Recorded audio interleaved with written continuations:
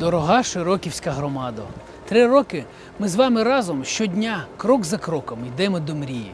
Створити найкращу громаду в Україні. Створити місце, де хочеться жити. Що є громада? Територія, села, або депутати чи голова. А може громада – це кожен з нас? Тоді розвиток громади – це розвиток кожного з нас. Що змінилось за ці 3 роки? Чи змінилась громада? Чи змінились ми? 28 сіл різних, великих і маленьких, віддалених і ближчих до міста. 12 тисяч людей різного віку, професій, поглядів, вподобань. Ми такі різні, але мріємо ми однаково. Від Зеленопілля до Червоного Яру, від Привітного і до Нововознесенки. Ми всі хочемо жити у чистій, комфортній, красивій, сучасній громаді. Хочемо, щоб поруч був магазин і аптека. Хочемо, щоб у наших дітей було безтурботне, щасливе дитинство. Щоб захищеними відчували себе наші батьки.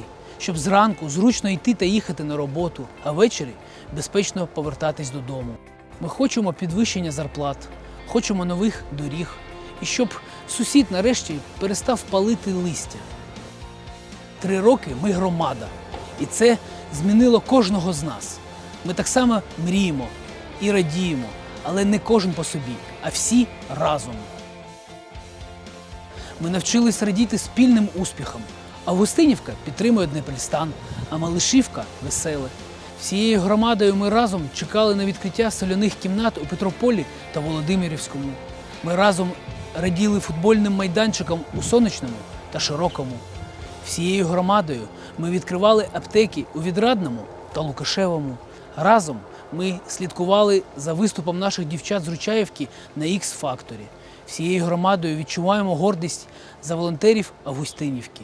Разом радіємо кожній новій освітленій вулиці. Ми всі разом виходимо на суботники, бо прагнемо чистоти. Ми разом, всією громадою голосували за громадський бюджет, щоб наші батьки, дідусі і бабусі їздили на вистави до театрів у місто, бо вони так цього хочуть. Ми разом радіємо за наших дітей, що їдуть до літнього табору. І радісно разом слідкуємо за балом наших воїнів АТО. Ми разом за один день здатні зібрати кошти на лікування дитини.